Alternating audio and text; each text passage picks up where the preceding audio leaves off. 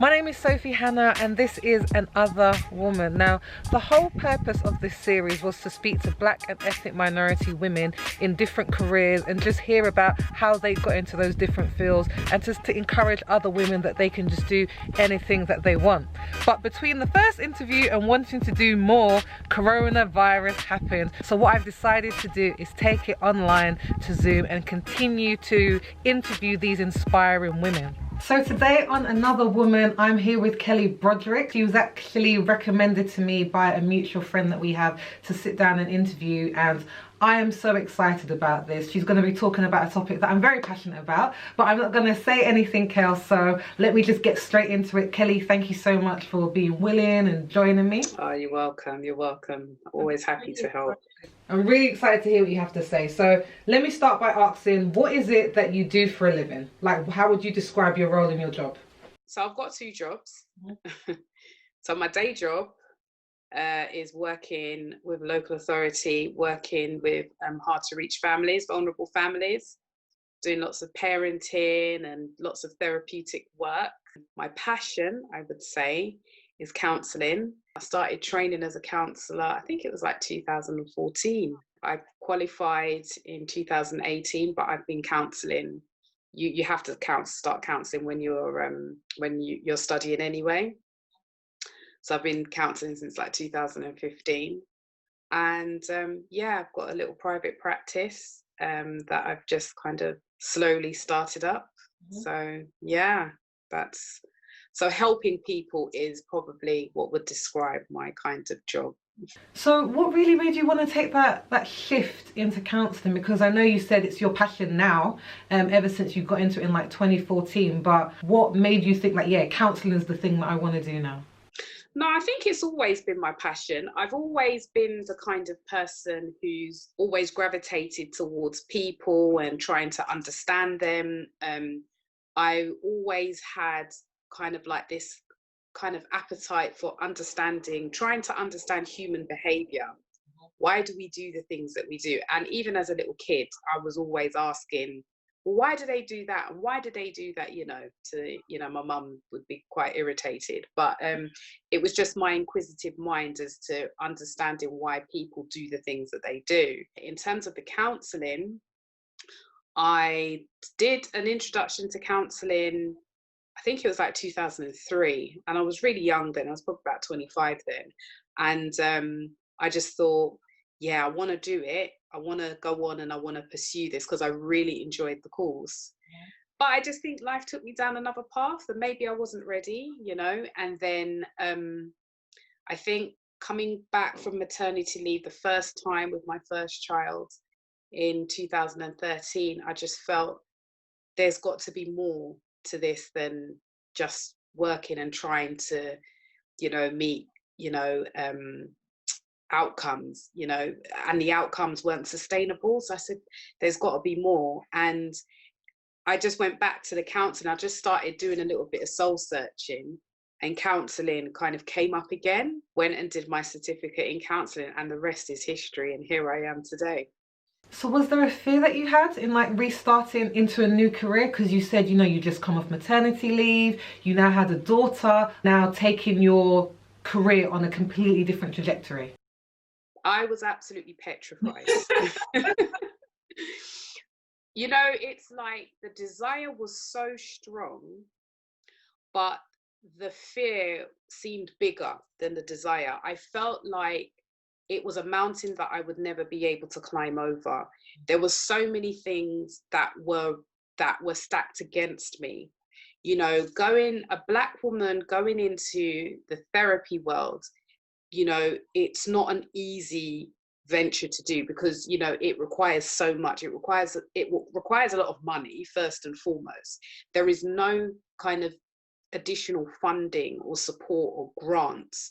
If you want to be a counsellor, you literally have to pay for everything yourself. Also as well, in terms of understanding kind of, mental health and kind of the Black community, that kind of weighed up against me because, I was a bit fearful about maybe being kind of one of the only Black women, because there are more Black counsellors coming through now, but I think at the time when I was thinking about it, clinical psychologists, psychotherapists, and you very rarely saw any black faces, you know, Black women, you know. So I felt like it was going to be a difficult road. You know, I wasn't sure how people were going to take me because, you know, because of my culture, you know, you don't know what you don't know, you know.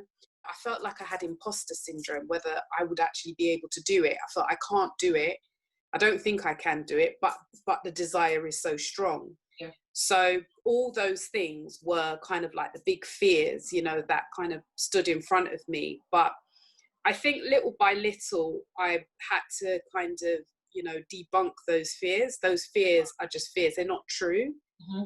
And I just took a step at a time. And as I took a step, a door would open. I'd take another step, another door would open.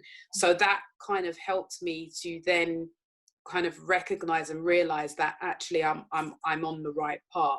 I think in society, or generally, I know in the Black community, a lot of the time, there's this idea that, you know, when you become a mum, then everything has to go into that. Your children become your life, they become your dreams, your desires, and anything that you had prior, or any other dreams that you might have separately, now go on the back burner. And I think your story is so encouraging in that sense, because it's like, actually, no, being a mum isn't the sum total of who you are as a woman. Yeah, exactly.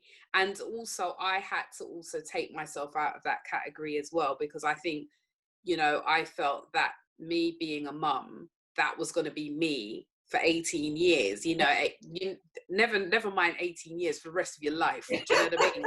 You know, I had to really understand, and this is about doing your own kind of self-work, is that actually I matter.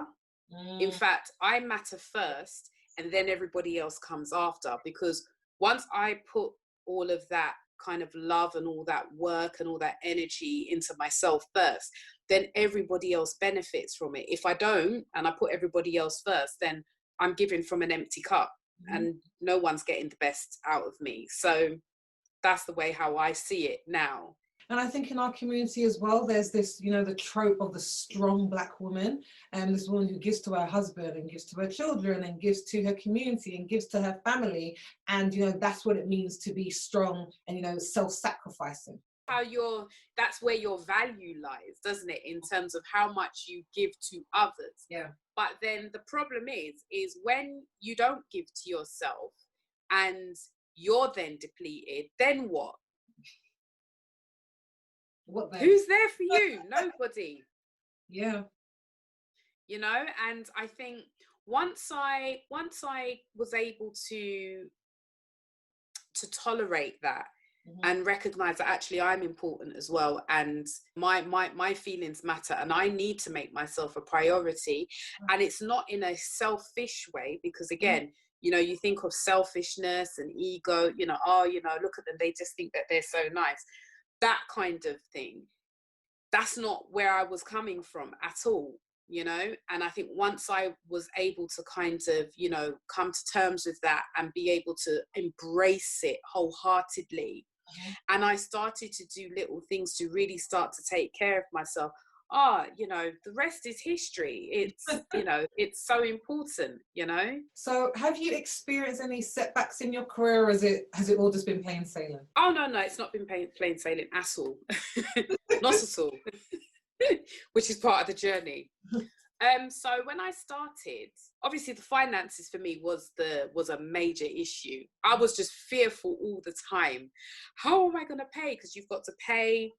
You pay for the course. You've also got to pay for your student member, for the BACP. Wow. You've then got to pay for your indemnity insurance. This is all while while you're training, yeah. You've got to pay for your supervision twice a month. So you have to pay to be supervised? Yes. It doesn't come for free. Okay. Yeah.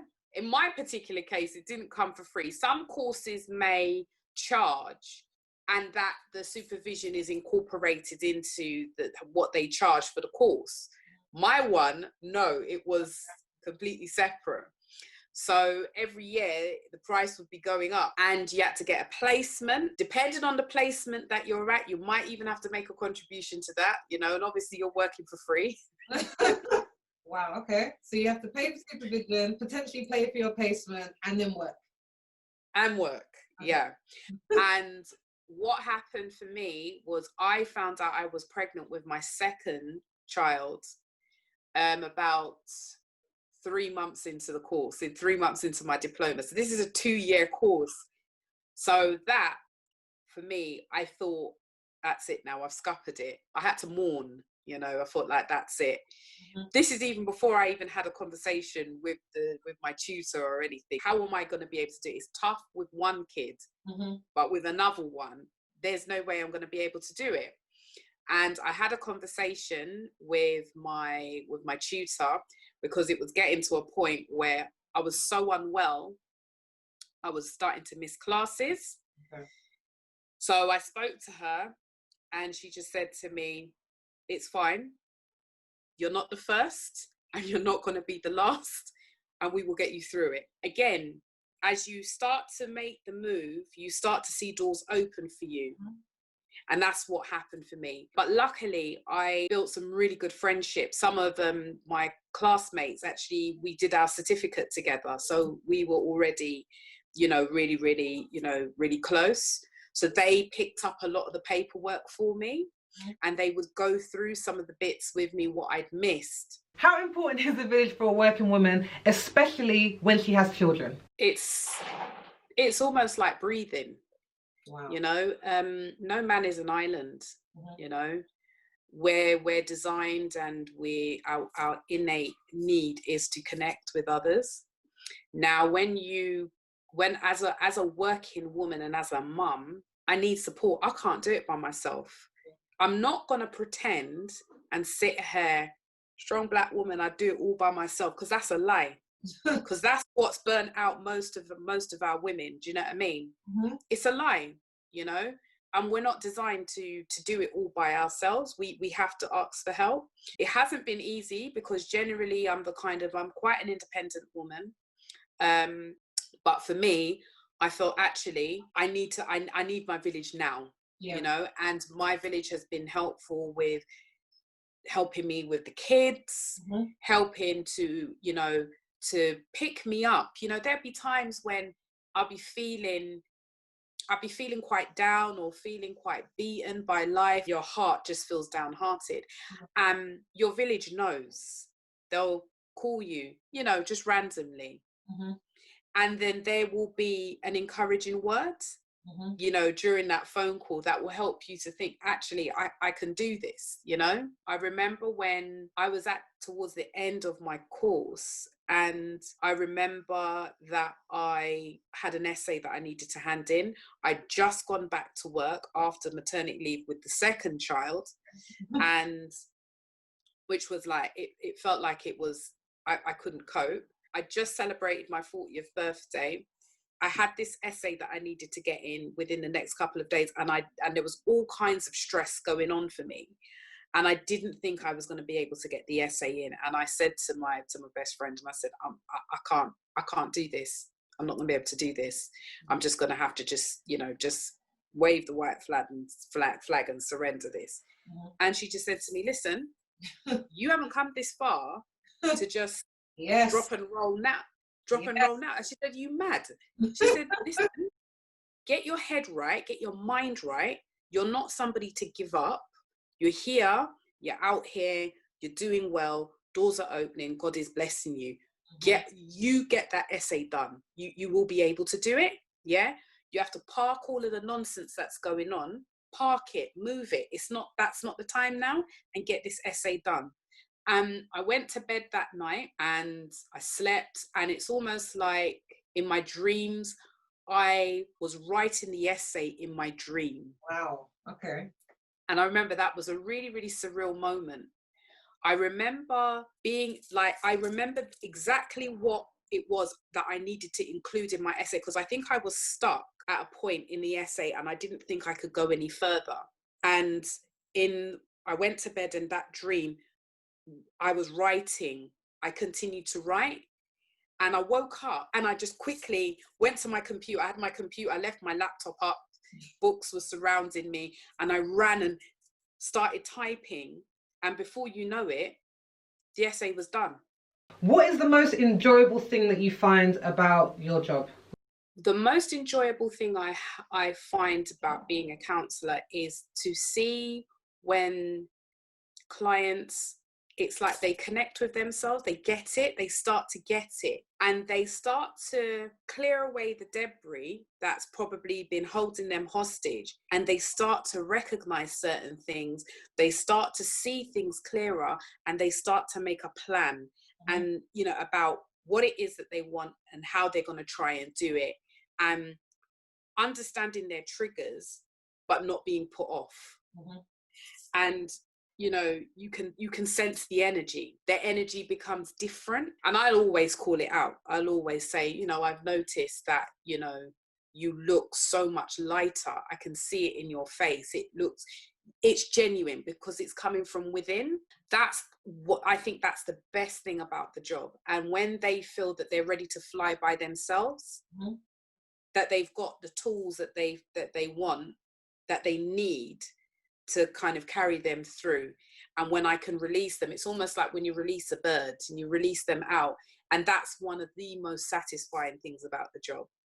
So who would you say that counselling is for? Because I think now in like the 21st century, we've gotten to a place where, someone has depression or schizophrenia or OCD, they need to go to counselling. We accept that, there is something wrong with their mind. Their mind isn't working correctly at the moment. But, I can just never seem to get on with anybody. But that's completely fine. Like, what do you think about that? Is counselling just for people, who have been diagnosed with something? Or is it for more people? Is it for everybody? Counselling is for everybody. Counselling is for everybody. I think many people think that counselling is something that you go into when you're in trouble, and I would challenge that wholeheartedly and say, well, no, counselling is a place for you to be able to just explore what's going on in your head. It could be really positive things. We all need a space where we can just be and we can speak freely without fear of repercussions or judgment or anything like that, just to kind of just work things out. Yeah. And we all come with our isms. We all come with stuff. None of us are exempt, So it's important that I think counselling is self-care. It's important. So what would you say to a Black or ethnic minority woman who wanted to get into counselling? Like, would you encourage them to? Absolutely. I would encourage them if it's something that they really want to do. So you need to understand whether it's actually your purpose, first and foremost. Why is that? Why is your purpose so important into it? It's not one of those jobs that you can say, oh, I kind of want to help people, sounds good. Or do you feel there needs to be a stronger calling than that? There needs to be a stronger calling, because because if you're going to be a counsellor, you need to make sure that you're all in it. You've got to make sure that, this is something that you really want to do. Because if it's not something that you really, really, you kind of like it, but you kind of, it will come out in the way how you practice. Okay. People will sense it. Energy just transfers, we all can sense it. It's all unconscious. Do you know what I mean? So that's why you have to be really, really honest and be true to yourself. Is this really the field that I want to go into?